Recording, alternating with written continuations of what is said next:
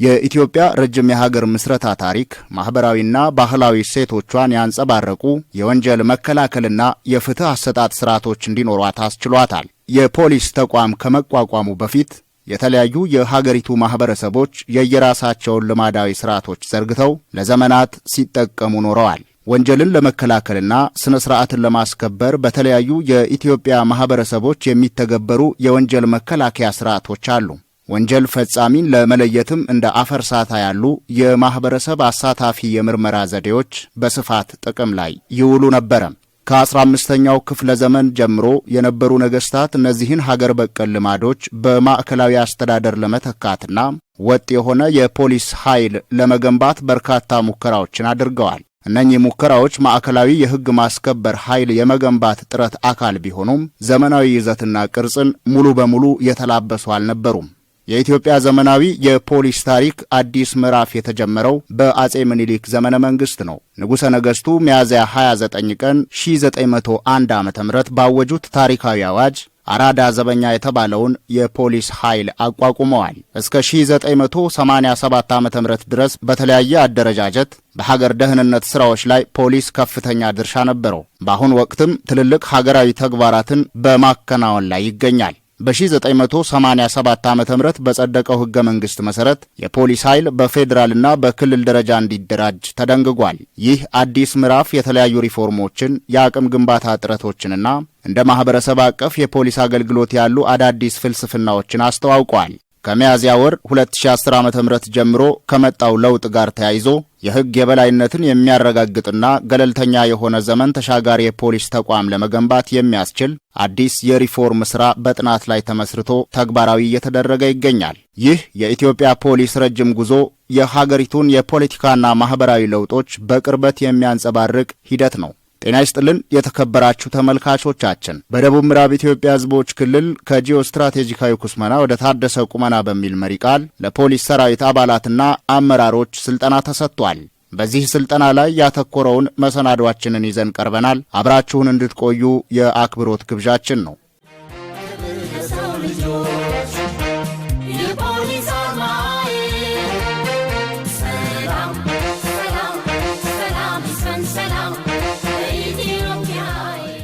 ስልጠናው የፖሊስ ተቋማትና አባላት ኢትዮጵያ አሁን ያለችበትን ሁኔታና ብሔራዊ ጥቅሟን ዘመኑ በደረሰበት ወታደራዊ ዕውቀትና ግንዛቤ መሰረት ለማስከበር የሚያግዝ መሆኑን ያነጋገርናቸው የፖሊስ አመራርና አባላት ተናግረዋል። በአባላት መካከል ያለውን መናበብ ከፍ ወዳለ ደረጃ የሚያደርስና በኢትዮጵያ ላይ ሊፈጠሩ የሚችሉትን ህገወጥ ተግባራት በጋራ ለመከላከል የሚያግዝ ስልጠና መሆኑ ተገልጿል። ይሄ ፖሊስ ሰራዊት አገር አሁን ያለችው ደረጃን ማወቅ ያስፈልጋል። የዜግነት የወታደራዊ ሙያ ግዴታን መወጣት አለበት። ከዚህ አንጻር በውይይቱ ላይ በርካታዎች በስሜት ነው ማንኛውም የውጭም ሆነ የውስጥ ጠላቶች አካባቢ ላለው ዋጋ እንከፍላለን፣ እንታገላለን፣ የሚጠበቀውን ተግባር ግዴታ እንወጣለን የሚል ነው። ጂኦ ስትራቴጂያዊ አደረጃጀታችን፣ አቀማመጣችን እና አጠቃላይ የዓለምና የሀገር ሁኔታ ተገንዝቦ ኃላፊነቱን እንዲወጣ ነው። ምክንያቱም የሰራዊት ህግ ለማስከበር የሀገሩን ሉዓላዊነት ለማስከበር መስዋዕት የሚከፍል ነው። ስለዚህ መስዋዕት የሚከፍልለትን ዓላማ አውቆ ኃላፊነቱን በግባቡ እንዲወጣ ለማድረግ ነው ዓላማው። በሀገር ውስጥ ጽንፈኞችን መከላከልና የውጭ ስጋቶችን የማምከን አቅጣጫዎች ዙሪያ ከጂኦ ስትራቴጂካዊ ቅኝት አኳያ ግንዛቤ እንደሚፈጥርም ተመላክቷል። የሀገራችን አቀማመጥ ጂኦግራፊያዊ አቀማመጧ ምን ይመስላል? ያለኑ ጂኦግራፊያዊ አቀማመጣችን ጉዳቱ ምንድነው? ጥቅሙ ምንድነው? ከጎረቤቶቻችን ጋር ያለን ግንኙነት፣ ጠላቶቻችን በእኛ ላይ ያላቸው አመለካከትና ፍላጎታቸውን ለማሳካት እያደረጉ ያሉት የውስጥና የውጭ ሴራ፣ ጫና፣ የውስጥ ባንዳዎችን፣ ታሪካዊ ጠላቶቻችን በመተባበር ሀገራችንን ወደምትፈልገው ዓላማ እንዳይሳካ እየሰሩ ነው ያሉት። ከውጭም ከውስጡም ለሚነሱ ግጭቶች ለመከላከል ዝግጁ ነን በሚል ነው አባላት ቃል የገባው። ማንኛውም ግዳጅ ማንኛውም ተልእኮ ሰራዊቱ ይወጣል ዝግጁ ነው ብዬ አስባለሁ። ጥሩ ተልእኮም ይወጣል ብዬ ተስፋ አደርጋለሁ። ስልጠናውን የተከታተሉ የፖሊስ ሰራዊት አባላት በአካባቢው የሚስተዋሉ የመልካም አስተዳደር ችግሮችን ከህብረተሰቡ ጋር በመሆን መፍታት እንዳለባቸውና የኢትዮጵያን ሰላም ለማጽናት በቁርጠኝነት መስራት እንደሚጠበቅባቸው ተጠቁመዋል። ስለዚህ ሰራዊታችን አንደኛ የውስጣችን ችግር ለመፍታት መንግስት እያደረገ ያለውን ጥረት መደገፍ። መንግስት እያደረገ ያለው ጥረት ምንድነው? የውስጥ ችግራችን በድርድር በዲፕሎማሲ ለመፍታት ወደዚህ አልጠጋም ያለ ሰላምን ያልፈለገ ወይም ደግሞ ለመደራደር ፈቃደኛ ያልሆነ ደግሞ በኃይል አስፈላጊውን እርምጃ በመውሰድ የውስጥ ችግራችንን መፍታት፣ ከውጭ የሚቃጣውን እና መብታችን ለማስከበር በምናደርገው እርምጃ ሁሉ ደግሞ ሰራዊቱም ህዝቡም ከመንግስቱ ጎን ሆኖ እንዲሰለፍ ህዝቡም ሰራዊቱም ግንዛቤ እንዲኖረው ያስፈልጋል ማለት ነው። በአካባቢ ያለውን ችግሮች ከመልካም አስተዳደር ችግሮች መፍታት አለበት። መልካም አስተዳደር ችግሮች በተለያዩ መንገድ በአገልግሎት አሰጣጥ ላይ የሚፈጠሩ መልካም አስተዳደር ችግሮች አሉ። ሁለተኛ በሌላ መንገድ ደግሞ እነዚህ አንዳንድ ተግዳሮቶችን ያስወግዳሉ ብዬ አስባለሁ። ሁለተኛ ማንኛውም ግዳጅን ይወጣል ብዬ አስባለሁ። የመንግስት አካላትም ማህበረሰቡም ከጸጥታ ኃይል ጎን ቆሞ እቺን ሀገር እቺን ኢትዮጵያ ጠብቆ ማሻገር አለበት የሚል መልእክት ነው ማስተላለፈው። በመጀመሪያ ደረጃ ሰራዊታችን ግንዛቤው እንዲኖረው ነው የሚፈልገው፣ ማወቅ አለበት። አሁን መንግስት እያደረገ ያለው ሰራዊቱን በየአካባቢው መስዋዕት እየከፈለ ያለው ለምንድን ነው? ስትራቴጂካዊ ፖሊሲያችን ምን ይላል የሚለውን ከተገነዘበ በኋላ የሚጠበቅበትን ኃላፊነት ለመወጣት ይዘጋጃል ማለት ነው። የጸጥታ ተቋማትና አባላቱ ከዘወትር ሕግ ማስከበር ተግባሮቻቸው ባሻገር የኢትዮጵያን ሉዓላዊነት ለማስጠበቅ መስዋዕትነት የሚከፍሉ ናቸው። በአሁኑ ወቅት ኢትዮጵያ ያስቀመጠችውን የልማት ግብ በሚገባ ተገንዝበው በእውቀትና በትጋት መስራትም እንደሚጠበቅባቸው ተመላክቷል። በሀገራችን ያለው የውስጥ ባንዳዎች አሉ። እነዚህ የውስጥ ባንዳዎች የሚባሉት የሆነ የተለየ ጊዜያዊ ፍላጎት ይኖራቸዋል። የፖለቲካ ሊሆን ይችላል፣ የኢኮኖሚ ሊሆን ይችላል። ፍላጎት ይኖራቸዋል። ይህንን ፍላጎታቸውን መሰረታዊ የሆነውን ስትራቴጂያዊ የሆነውን የሀገሪቱን ጥቅም አሳልፈው በመስጠት ስትራቴጂ ማለት እንደምናውቀው ወደፊት ሀገሪቱ ልታሳካ ልደርስበት ያሰበችው የብልጽግናና የእድገት ፍላጎት እና መርህ ማለት ነው። እሱን ለማደናቀፍ ታሪካዊ ጠላቶቻችን አሉ፣ የእኛን ማነስ መመስኮን የሚፈልጉ። ይህንን ለማሳካት ከዚህ በፊት እንደምናውቀው ሁላችን በአባቶቻችን ወረራ ፈጽመው እንዳልተሳካላቸው ተሸንፈው እንደወጡ ስለሚያውቁት አሁን የመጨረሻውን አማራጭ እርስ በርሳችን በማናቆር እርስ በርሳችን በማጓጋት እየተፈታተነው ነው ያሉት።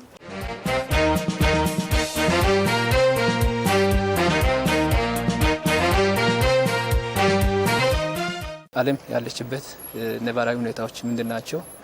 አህጉራችንስ ምን አይነት ሁኔታ ላይ ያለች፣ እንዲሁም ደግሞ አገራችን ደግሞ እያስመዘገበች ካለችው የእድገት ጎዳና አንጻር ስተነተን ባሉ ሁኔታዎች የፖሊስ ስራዎችን ደግሞ ከዚህ ጎን ለጎን ከሀገራችን እድገት አንጻር ማስከድ ያለብን ህዝቦቻችን ሰላም ከማረጋገጥ አገር ሉዓላዊነትን ከማስከበር አንጻርና የህዝብን የሰላም ሁኔታን ከማረጋገጥ አንጻር ከመጠበቅ አንጻር ብዙ ፋይዳ ያለው መሆኑን ነው በስልጠና የተገናዘብኩት። ፖሊስ ከማንኛውም ከብሔርም ከሃይማኖትም ነፃ ሆኖ ለህዝቡ ፍትሃዊና አገልግሎት በመስጠት ወንጀለኞችን አላስፈላጊ ብጥብጦችን ረብሾችን የሚያስነሱ ነገሮችን አጀንዳዎች ሲነሱ እዛው በእኛው እንዲገታ ማድረግ ከፍ ያለ ነገር ጥያቄ እስከ ማስከተሉ በፊት እዚሁ ባጭሩ እንዲመለሱ የማድረግ ተግባር የፖሊስ ተግባር ነው። ከዚህ በፊት በሰፊው ተነስቶ ኢትዮጵያ አትችልም የተባለችውን ችላ አሳክታ ለዚህ ደረጃ ደርሳለች። ቀይ ባህርም ደግሞ ይገባናል፣ ምንም ጥያቄ ምንም ጥርጥር የሌለው ነገር ነው።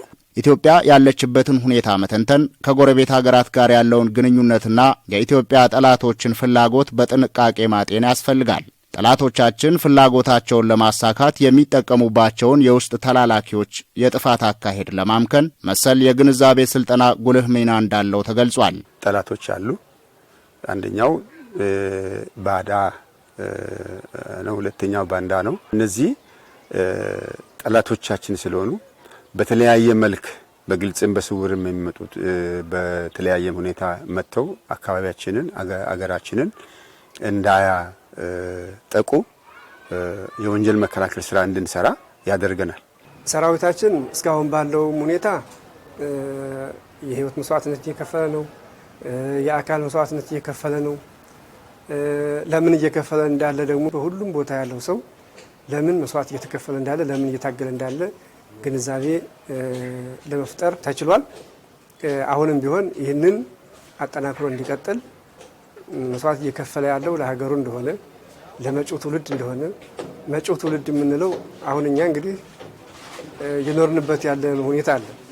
ስለዚህ የምናያቸው ችግሮች አሉ፣ የምናያቸው መልካም ነገሮች አሉ። ችግሩንም መልካሙንም እያለፍነው ነው። ነገር ግን ከኛ ተከትሎ የሚመጣ የምንወልዳቸው ልጆቻችን ያሉትን ችግሮች እንዳናስተላልፍ መልካም የሆነ የበለጸገች ሀገር ለማስተላለፍ የተጀመረውን ራዕይ ለማሳካት ሁሉም የየበኩሉን እንዲያበረክት የመንግስት ሰራተኛው፣ ነጋዴው ሊሆን ይችላል፣ ማንኛውም ማህበረሰብ ይህንን ለማሳካት የየበኩሉን አስተዋጽኦ እንዲያደርግ መስራት አለበት። ስልጠናው የኢትዮጵያን ነባራዊ ሁኔታ በመገንዘብ ሀገራዊ ዓላማዎችና ፖሊሲዎች ላይ በመመስረት በሰላምና በብሔራዊ ጥቅም ላይ ለሚሰሩት ስራ የተሟላ ግብዓት የተገኘበት ነውም ተብሏል። ፖሊስ የወንጀል መከላከል ስራን በመስራት በሀገር ጉዳይ በየትኛውም ቦታ የሚቆም ኃይል መሆኑ የተገለጸ ሲሆን ሀገራችን ለሕዝቦቿ ልማትን ለማረጋገጥ የሚያስችል ወደብ ለማግኘት በምታደርገው ጥረት ላይ ፖሊስ የድርሻውን እንዲወጣ የሚያዘጋጅ ስልጠና ነው ተብሏል። የተሻለ አሁን ስልጠናውንም አክለን የተሻለ ዝግጅት እንድናደርግ በፖሊስ በኩል ያው እስከ ግንባር ድረስ ዘምቶ የበኩሉን ድርሻ እንደማንኛውም ሰራዊት ፖሊስም ያው የሰራዊቱ አካል ነው። የሀገሪቱ ድንበር መጠበቅ ባንችልም ከዚሁ ካለንበት ተነስተን ድጋፍ ማድረግ እንችላለን። ፖሊስ ቀድሞም ቢሆን ያው በአገር ጉዳይ በየትኛውም ቦታ በየትኛውም አካባቢ ተሰላፊ ነው። የወንጀል መከላከል ስራውንም እየሰራ አገር ላይ የሚመጣውን ማንኛውም ጥቃት ደግሞ ለመከላከል የሚንቀሳቀስ ኃይል ስለሆነ ከቀይ ባህር ጋር በተያያዘ የሚመጡ ችግሮች ከተፈጠሩ በዛ ላይ ለቀጣይ ስራችን ለቀጣይ እንቅስቃሴያችን ሁሉ ጠንካራ እንድንሆን የሚያደርግ ስልጠና ነው። ስልጠናው በዋናነት ወቅታዊ ሀገራዊ ሁኔታን እንድናውቅ በተጨባጭ ሰፋ ባለ መንገድ ሀገራዊ ብቻ ሳይሆን ዓለም አቀፋዊ እውቅናችንን ወቅታዊ ዓለም አቀፍ ተደማጭነታችንን ትልልቅ ተቋማት ጋር ያለንን ግንኙነት ያሳየ ነው። የባህር በርን በተመለከተ ወደብን በተመለከተ ያለውን ነገር ከኛ ምን ይጠበቃል የሚለው ከተለያዩ ጸረ ሰላም ኃይሎች ውስጣዊ ባንዳና ውጫዊ ባዳ እነዚህን ለመታገልና ለማስቆም አልፎም ሀገሪቱ ያሰበችውን ዓላማ ለማሳካት ከኛ የሚጠበቅብንን ነገር በደንብ ተመረናል ብዬ ነው የማስበው። የውስጥ ባንዳዎችን በማስወገድና የውጭ ጠላትን በመመከት የኢትዮጵያን ብሔራዊ ጥቅም ማስከበር እንደሚገባም ተመላክቷል። ስልጠናው ኢትዮጵያ ካለችበት ዘርፈ ብዙ ሁኔታዎች አንጻር የሀገርን ክብር በሚያስጠብቁ ጉዳዮች ላይ ዝግጁነትን ለማጠናከር ያስችላል። አባላቱ የኢትዮጵያን ጥቅምና ክብር ለማስጠበቅ የሚያስችሉ የሥራ ዘዴዎችን የተረዱበትና የሙያ አቅም ያገኙበት በመሆኑ እየተከናወኑ የሚገኙና ለአፍሪካ ምሳሌ መሆን የሚችሉ ተግባራት እንዲቀጥሉና ህብረ ብሔራዊ አንድነት እንዲጠበቅ የመለዮ ለባሹ ሚና ከፍተኛ እንደሆነ ተመላክቷል። የፖሊስ ሙያ ህዝብን ማገልገልና ፍትህን ማስከበር በመሆኑ ከህዝብ ጋር በመተባበር ሚናውን መወጣትና ስራውን አጠናክሮ ማስቀጠል እንደሚገባ ተገልጿል። የኢትዮጵያ እድገት ያላስደሰታቸው አካላት የሀገሪቱን ልማቶች ለማደናቀፍ ጫና እየፈጠሩ እንደሆነ የተጠቆመ ሲሆን በአባይ ወንዝና በቀይ ባህር ጉዳዮች ላይ ፍላጎት ያላቸው አካላት ባንዳዎችን እየተጠቀሙ በመሆናቸው የፖሊስና ሌሎች የጸጥታ አካላት እነኚህን ኢትዮጵያ ላይ የሚፈጠሩ ሴራዎችን እንዳከሸፉ ተገልጿል። የኢትዮጵያ ከፍታ፣ የኢትዮጵያ ማንሰራራት ደስ ያላሰኛቸው የውስጥም ይሁን የውጭ የተወሰኑ ቡድኖች ወይም አካላት ይህንን ከልማቷ እንድትነጠል በትናንሽ የውስጥ ውስብስብ ችግሮች እንድትወጠር በውጭ የፖለቲካ ጫና ውስጥ እንድትገባ ወይም የዲፕሎማሲ ጫና ውስጥ እንድትገባ ስታትሩ ይስተዋላል። ይሄ በአንድ በኩል አገራችን ካለችበት ከጂኦግራፊያዊ አቀማመጥ በተለይ የአባይ ወንዝና የቀይ ባህር ትልቋ ተጋሪ ወይም ባለቤት የሆነች ሀገር ከመሆኗ አኳያ በእነዚህ ሁለቱ ትላልቅ ወንዞች ዙሪያ የሚኖራቸውን የፖለቲካ የኢኮኖሚና አጠቃላይ የጂኦ ስትራቴጂካዊ ቁመናቸውን ወይም አቅማቸውን ለማሳደግ የኃይል አስተላለፋቸውን በአፍሪካ ቀንድ ላይ የራሳቸውን የበላይነት በማረጋገጥ ያንን ለማራመድ የሚፈልጉ አካላት ኢትዮጵያ ላይ ተደጋጋሚ ሴራዎችን እየጠነሰሱ ይገኛሉ።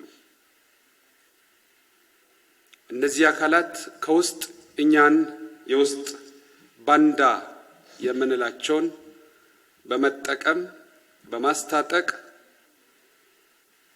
የመረጃ አቅም በመፍጠር የስልጠና የሎጂስቲክ አቅም በማዘጋጀት በማቅረብ እርስ በርስ እንድንበላላ እርስ በርስ እንድንጠላላ እያደረጉ ይገኛሉ። ይሄ ሙከራ ቢኖርም ግን መላው ህዝባችን ከናንተና እናንተን ከሚመስሉ ሌሎች አካላት ጋር በተቀናጀ መንገድ በሰራው ስራ በእጅጉ ማክሸፍ በእጅጉ እነዚህን ሴራዎችን መቀነስ ተችሏል።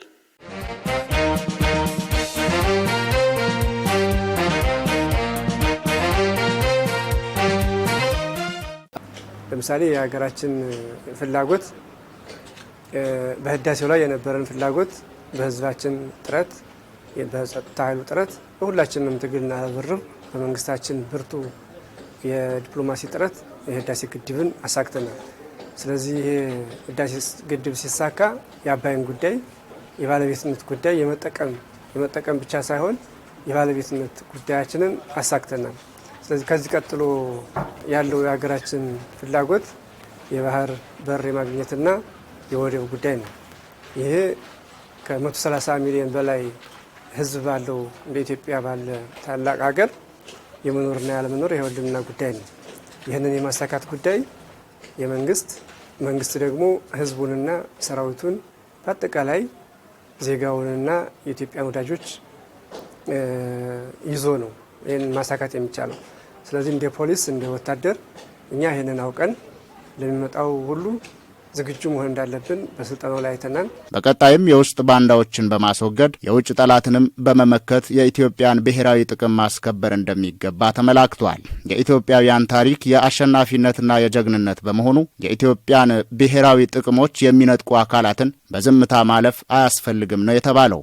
እነዚህ የውስጥ ተላላኪዎችም ወይም ባንዳዎችንም በአንድ በኩል እየመከትን እየጠራረግን፣ በሌላ በኩል ከውጭ ሊሰነዘር የሚችል የሀገራችን ብሔራዊ ጥቅም ክብርና ሉዓላዊነትን ሊዳፈር የሚችል ጉዳይ ካለ ለዛ ዝግጁነታችን እንደ ወትሮው ሁሉ በተሻለ አቋምና አቅም በመገኘት ያንን መመከት የሚያስችል ስራ መስራት ያስፈልጋል።